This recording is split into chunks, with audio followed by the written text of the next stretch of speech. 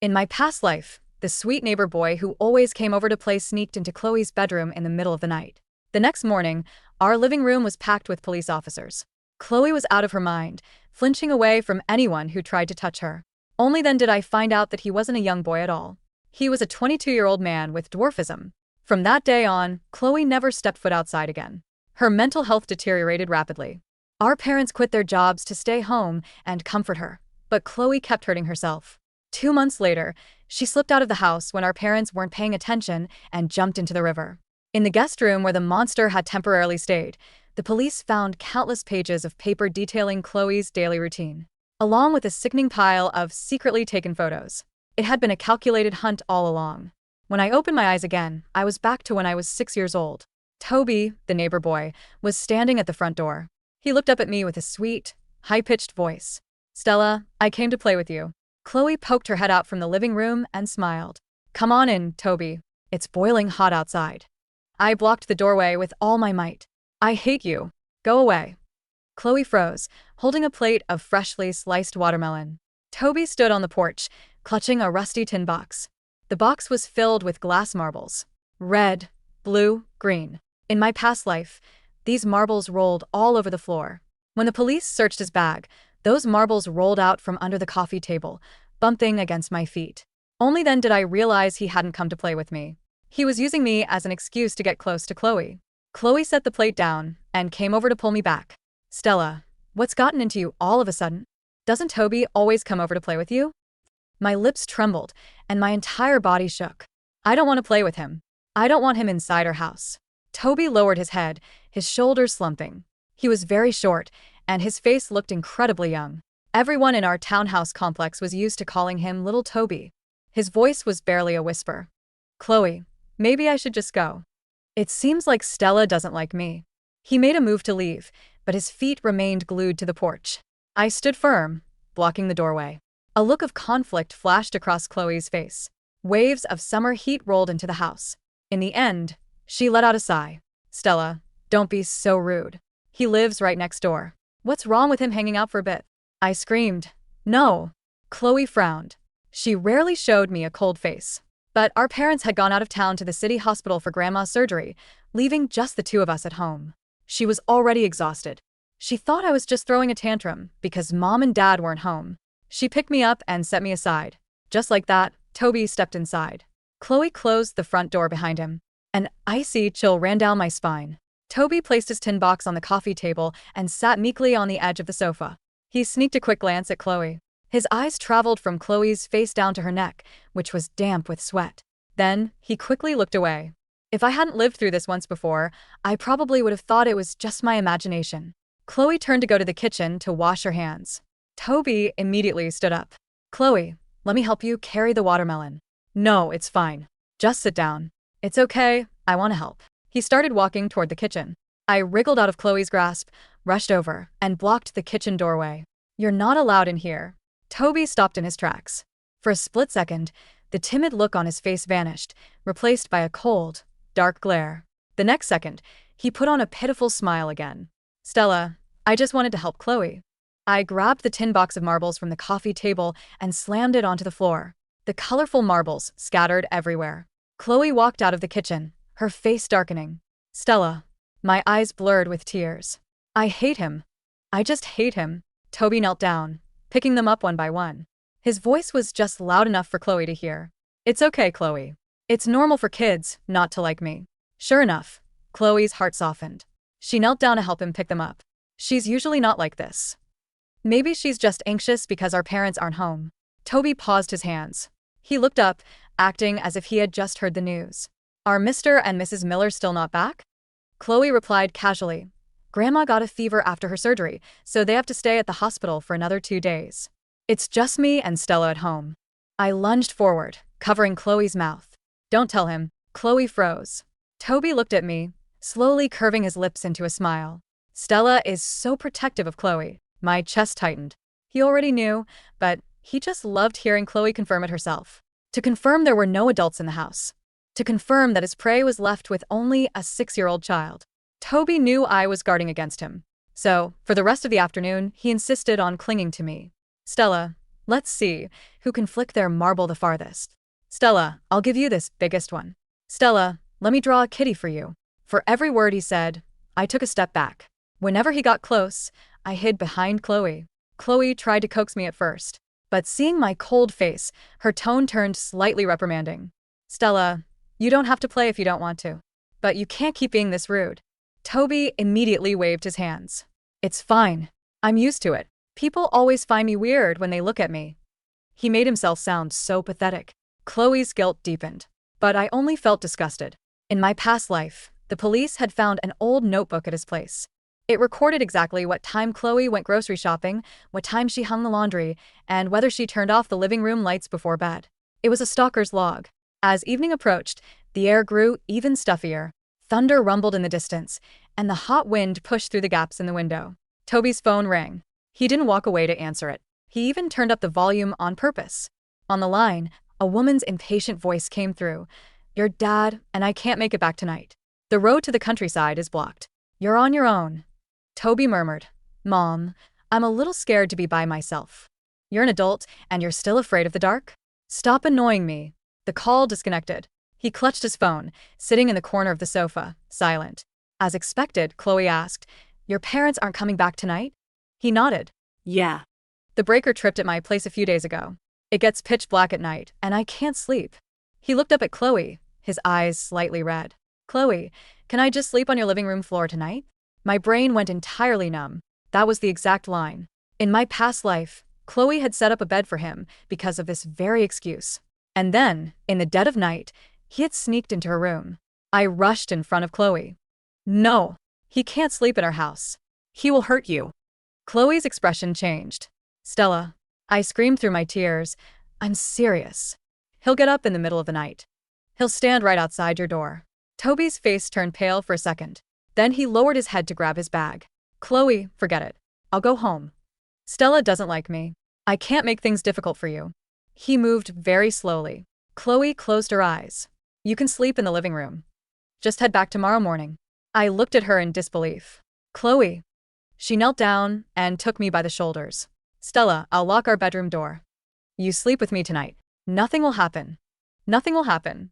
She had thought the same thing in our past life. While Toby was in the bathroom washing his hands, I immediately dragged Chloe into the kitchen. I kept my voice low, trembling with urgency. Chloe, I had a nightmare last night. Chloe blinked. What dream? I dreamed he slept in our house. I dreamed he didn't sleep at night. I dreamed he stood outside your door. Chloe wanted to comfort me, but I beat her to it. I also dreamed he did bad things to you. Then a lot of police came. You kept crying and hiding. Mom cried, and Dad cried too. Chloe's expression finally shifted. A 6-year-old child shouldn't be saying things like this. Her throat bobbed. Stella, dreams aren't real. I gripped her tightly. Then watch him. Look at his eyes. The way he looks at you is not how a kid looks at an older sister. The running water in the bathroom stopped. Toby was coming out. Chloe bent down to grab a dishcloth from the table. I saw Toby standing by the door, his eyes locked dead on Chloe's waist. His gaze was intense and unwavering. Chloe noticed it too. Her hand holding the cloth paused for a second. I knew that doubt had finally taken root in her mind. At 9 in the evening, Chloe set up a makeshift bed for Toby on the living room floor. A thin blanket, a pillow, a sheet, and a glass of water. She was still polite and thorough, but her warmth from the afternoon was gone. I held my small pillow, standing at Chloe's bedroom door. I want to sleep with Chloe. Chloe patted my head. Okay, you sleep with me tonight. Toby sat on his makeshift bed, looking up at us. Stella is getting so big, yet she still can't sleep without Chloe. He made it sound like a joke, but my stomach churned with nausea. I hid behind Chloe, ignoring him. Chloe said calmly, Get some rest, Toby. The living room light is on and there's water on the coffee table. We went into the bedroom. The moment the door closed, Chloe turned the lock. She was finally on guard. Only a small night light was lit in the bedroom. Chloe sat on the edge of the bed, her phone never leaving her hand. She whispered, Stella, if you hear any noise tonight, don't run around. I nodded. It didn't take long before soft footsteps echoed outside. Very light, from the living room to the hallway. And finally, they stopped right outside our door. I immediately grabbed Chloe's pajamas. Chloe held her breath. From outside, Toby's high-pitched voice called, Chloe. Chloe didn't answer right away. He called again. Chloe, are you asleep? Chloe asked through the door. What is it? Toby said, I can't sleep. When I was little, my mom used to tell me stories before bed. Can you tell me a story for a bit? I felt like throwing up. A 22-year-old grown man, standing outside a young girl's bedroom in the middle of the night, asking for a bedtime story. But if this were the Chloe of my past life, her heart might have softened. She might have pulled up a chair to sit in the living room for a bit. She might have gently told him to go to sleep. She would have surrendered her boundaries, step by step. I yelled out loud, Chloe is tired. No stories. Chloe pressed a hand over me, her voice calmer than before. Toby, I'm tired too. You can listen to the radio. There's one in the TV stand drawer. It was quiet outside for a moment. Then he spoke again. There are so many mosquitoes in the living room. Can I come in and sit for a while? Chloe answered even faster this time. That's not appropriate.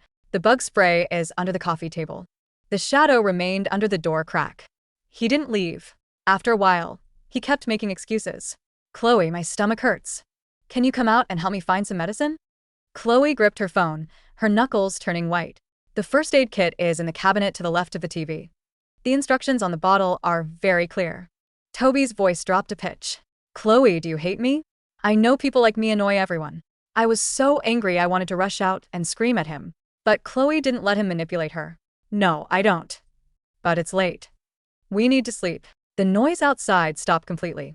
Footsteps slowly faded away, but they were incredibly slow. It sounded like he was measuring the distance. Chloe sat on the edge of the bed, her face ghostly pale. It took a long time before she asked me, Stella, in your dream, what else did he do? I looked at her, tears spilling over. I wanted to say that he ruined your entire life. I wanted to say that you never dared to open a window again. I wanted to say that you sat in a dark room, cutting your arms over and over. But I couldn't say it. I could only hug her tightly. Chloe, don't sleep. He's waiting for us to fall asleep. Chloe's body stiffened. Then she held me incredibly tight. Okay, I'll stay awake with you. In my past life, I couldn't wake her up. In this life, she had finally woken up on her own. Chloe didn't waste any more time. She put her phone on silent. First, she texted Mrs. Gable downstairs. Mrs. Gable had a spare key to our place. Our parents had left it with her years ago in case I lost mine on the way home from school. Chloe typed rapidly. Mrs. Gable, if the police come, please give them the spare key. Do not come upstairs to knock on the door. After sending it, she sent a location pin to our dad. Dad, Toby is staying over at our place, and something is wrong. Stella and I are locked in the bedroom. If I don't answer your call, call 911 immediately. After doing all this, she kept her phone screen on the 911 dial pad. Her hands shook violently as she pushed the study desk against the door. The floor of the old apartment was uneven, and the desk legs scraped against the wood, making a sharp, screeching sound. With every push, she stopped to listen to the noises outside. The living room was silent. It seemed as if Toby had really gone to sleep. But I knew he hadn't. Monsters like him were experts at waiting. Chloe then tilted the small wardrobe to wedge it against the door. She dug out a pair of scissors from the drawer and slid them under her pillow. Then, she wrapped me in the blanket. Stella, if something really happens, hide under the bed. I shook my head. I want to stay with you. Chloe's eyes welled with tears. You're only 6. A 6-year-old can call 911 too. I gripped her hand tightly. I won't sleep. I'll never sleep that heavily again. Chloe stared at me, stunned. I knew I had let something slip. But she didn't ask. She just pulled me into her arms. The clock on the wall ticked away. At 1 a.m., the summer cicadas outside stopped chirping. Suddenly, a faint sound came from the living room. My entire body froze. Chloe immediately switched off the nightlight. Darkness swallowed the room, and then came the footsteps. One step, a pause, another step, and finally, they stopped right outside the bedroom door. The doorknob was slowly pressed down. Once. It didn't open. A second time. Still didn't open. Chloe placed one hand over my mouth and tapped the call button with the other. The call connected.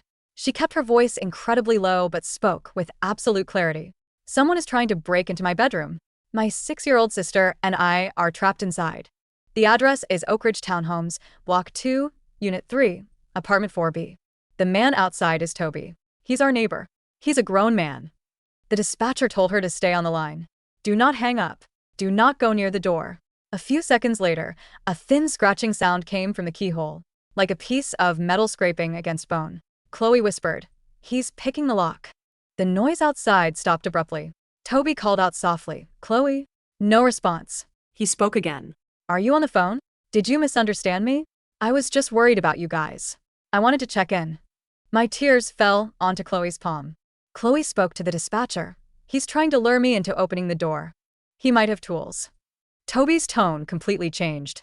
"Chloe, are you guarding against me? I'm sleeping in your living room, and you locked the door on me?" Chloe held me in a death grip. The next second, the door was slammed hard from the outside. The study desk skidded backward. I shook with terror.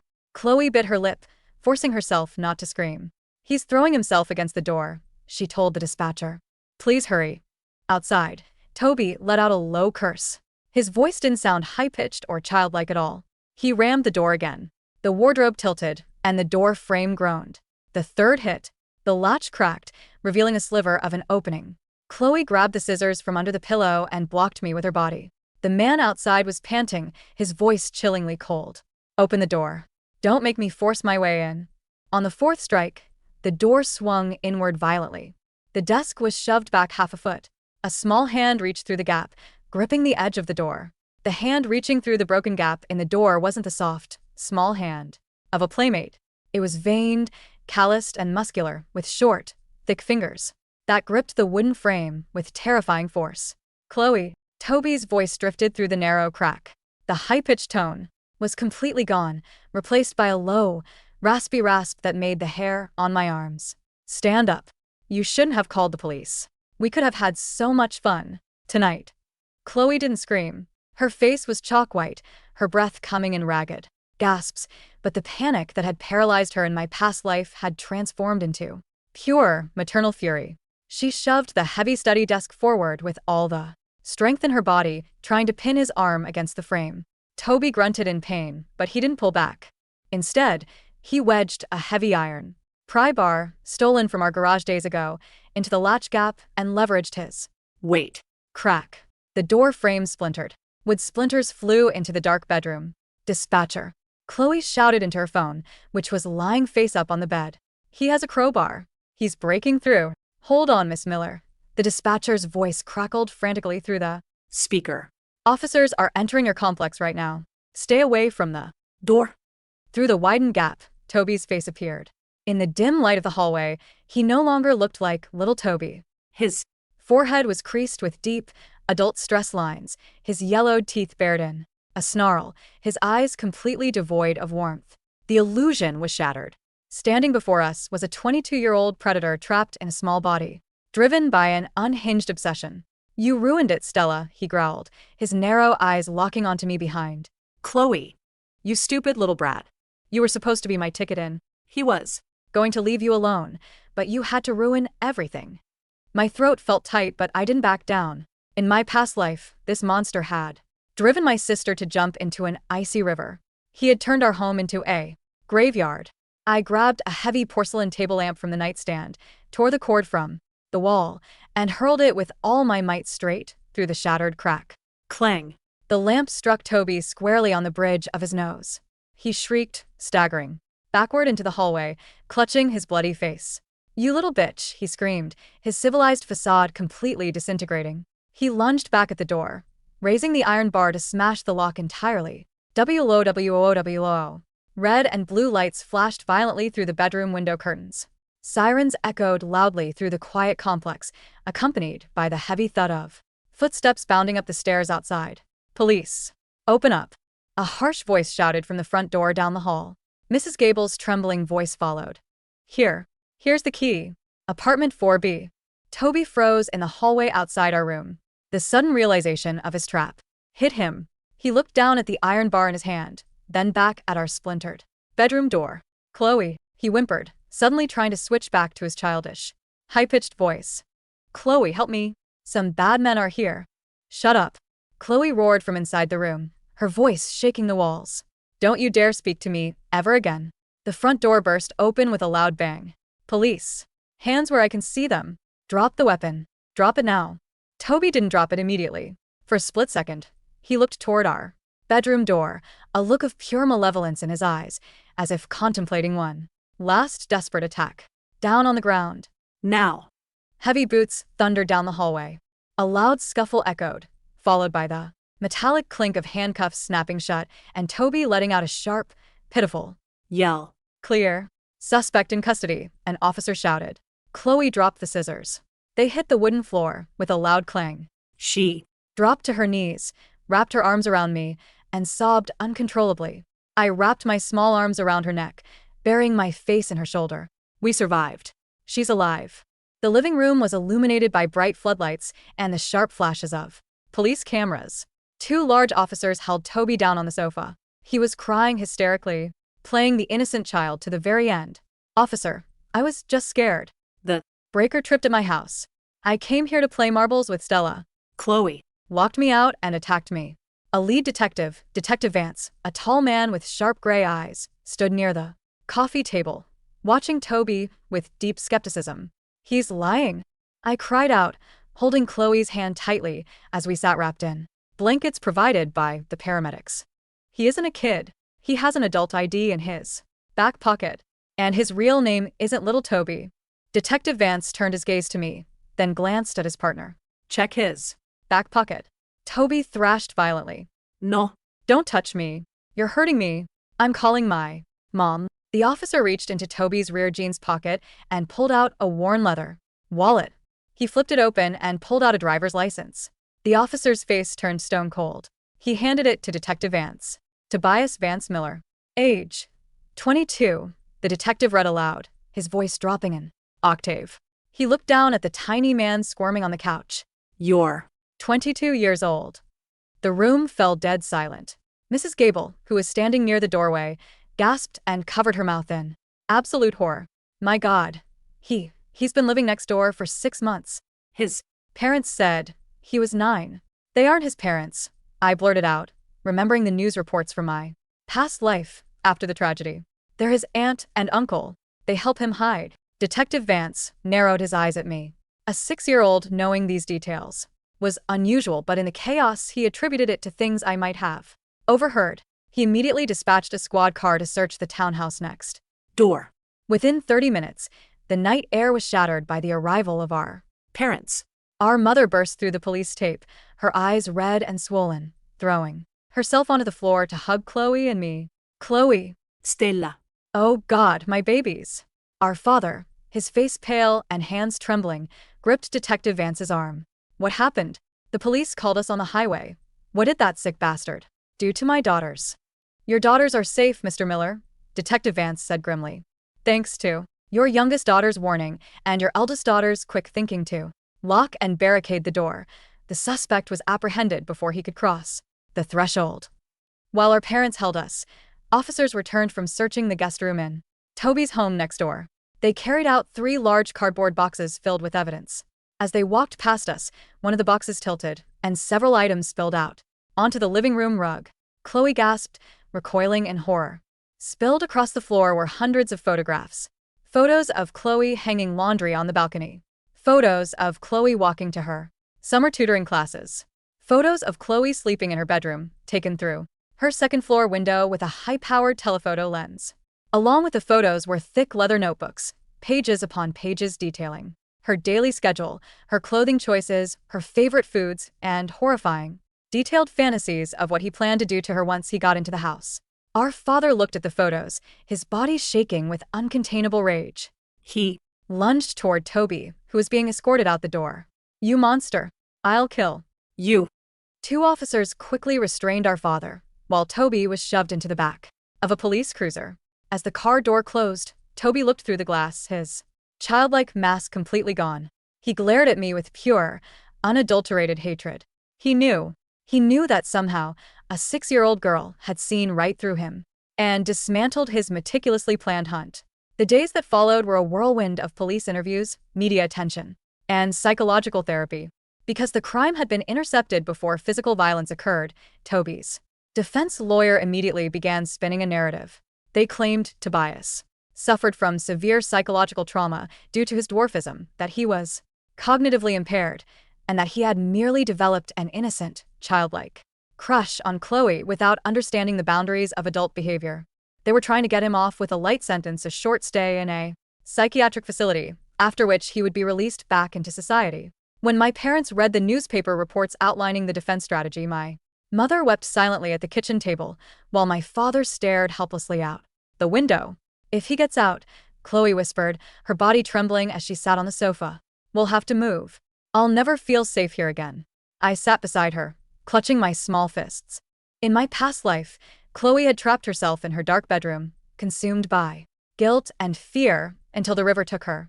I had given her a second chance at life, but true peace wouldn't come until that monster was locked away behind bars forever. "He isn't crazy," I said firmly, my voice cutting through the heavy silence of the living room. My parents looked at me in surprise. Stella. Mom murmured gently, "You don't need to worry about adult things." "He isn't crazy," I repeated, looking straight into Dad's eyes. "He was smart. He knew how to hide. When he was in the guest room, he had a laptop under his mattress. He posted photos online." My father's expression tightened. "What did you say?" "A laptop," I lied carefully, attributing the knowledge from my past lives. "Police reports to a discovery I made while playing hide-and-seek weeks ago. Under the loose floorboard under his bed." He put Chloe's pictures on the computer. My father didn't hesitate. He immediately called Detective Vance.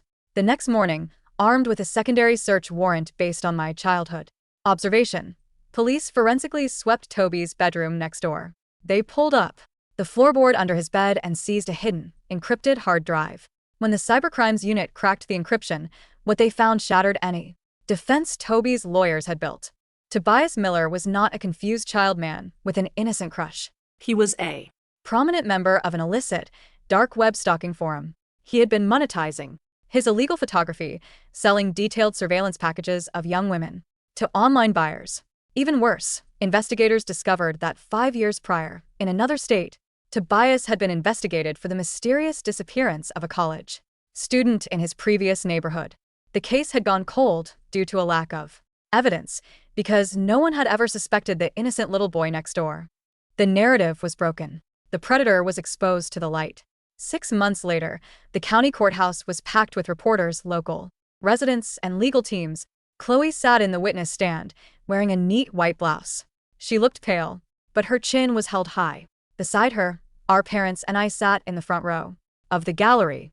Across the courtroom, Tobias Miller sat in a custom elevated chair at the defense table. He was dressed in a small suit, still trying to look pathetic and small for the jury. But his defense attorney's hands were visibly shaking. The dark web evidence had been admitted into the record, completely stripping away his anonymity and innocence. "Miss Miller," the prosecutor asked, stepping toward the witness stand, "can you tell the jury what happened on the night of August 9th? Chloe took a deep breath. She looked down at me. I gave her a small, firm nod and a warm smile. Chloe turned back to the jury, her voice steady and clear.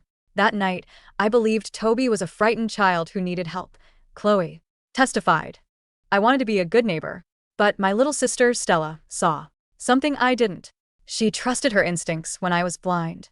She looked directly at Tobias. "When he stood outside my bedroom door in the dark, asking for a bedtime story, I realized the truth. He wasn't asking for comfort. He was testing my boundaries. He was waiting for me to lower my guard. And when I refused to open that door, he dropped the act. He tried to break in with a crowbar." The prosecutor turned to the clerk. "Your Honor, we would like to play States Exhibit C, the 911 audio recording."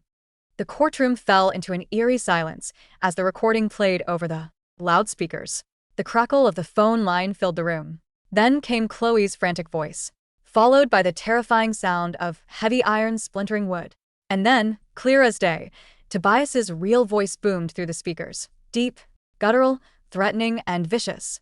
"Open the door. Don't make me force my way in." The jury gasped. Several jurors turned to stare at Tobias with absolute disgust. Tobias's composure finally shattered. Seeing his trap entirely dismantled, knowing his life of deceit was over, he snapped. He leaped up from his chair, screaming hysterically at Chloe from across the courtroom. "You arrogant bitch. You think you're better than me? I spent 6 months watching you. You belong to me. I was going to make you pay." His defense attorney tried to grab him, but Tobias kicked his chair over, snarls and curses pouring from his mouth like sewage. "Order in the court," the judge shouted, slamming his gavel repeatedly. "Bailiffs, remove the defendant." 4 heavy bailiffs rushed forward, pinning the thrashing, screaming man to the carpet before dragging him out of the courtroom doors. As the doors slammed shut behind him, the entire gallery let out a collective sigh of relief. There were no doubts left. No defense left. The verdict came down swift and uncompromising. Tobias Miller was found guilty on multiple felony counts, including attempted aggravated burglary, stalking, possession and distribution of illegal surveillance material, and obstruction of justice. Combined with the reopened cold case investigation linking him to prior crimes, he was sentenced to 45 years in a maximum security state penitentiary, without the possibility of parole. His aunt and uncle, who had knowingly facilitated his deception and harbored him, were indicted as accomplices. The day the sentence was handed down, the dark cloud that had hung over our family for 2 lifetimes finally dissolved. 2 years later, it was a brilliant, warm summer afternoon. The sun spilled through the sheer white curtains of our new home, a quiet, sunny house in a coastal town miles away. From Oak Ridge, the breeze carried the sweet scent of blooming jasmine and salty sea air. I sat on the porch swing, kicking my legs back and forth. I was 8 years old. Now. My small hands held a sketchbook, drawing the waves crashing against the distant shoreline. The front door opened, and Chloe walked out onto the porch. She was 20 now, vibrant, beautiful, and full of life. She wore a bright, yellow summer dress, her long hair tied in a loose ponytail. In her hand, she held an acceptance letter from the State University's Art and Architecture program. "Stella," she called out, her face beaming with pure joy. "I got in. I got the full scholarship." "I knew you would." I laughed, dropping my sketchbook and jumping off the swing to throw my arms around her waist. Chloe spun me around on the sunlit porch, her laughter ringing out clear and resonant, a sound I had missed so terribly in my past life, a sound that had been buried under the cold, silent waters of that tragic river. She set me down and knelt in front of me, gently tucking a strand of hair behind my ear. She looked deeply into my eyes. Over the past 2 years, Chloe had grown, healed, and become stronger than ever. But sometimes she would look at me with a soft, knowing wonder. "You know, Stella," Chloe whispered softly, touching my cheek. "Sometimes I feel like you were my guardian angel. That night, you saved my life in ways you'll never fully understand." I smiled, holding her hands in mine. She didn't need to know about the dark, cold river of the past life. She didn't need to know about the tears, the police cars packing our living room, or the tragedy that had once destroyed our home. All of that was gone, washed away by the bright, warm sunshine of our new reality. "I didn't save you, Chloe," I said gently, my voice filled with warmth. We "Saved each other." Chloe smiled, tears of happiness shimmering in her eyes. She pulled me into a tight, warm hug as the warm summer breeze swept over the porch, carrying the sweet scent of jasmine far out to sea. The monster was gone. The nightmare was over. And for the first time in 2 lives, the morning had finally come.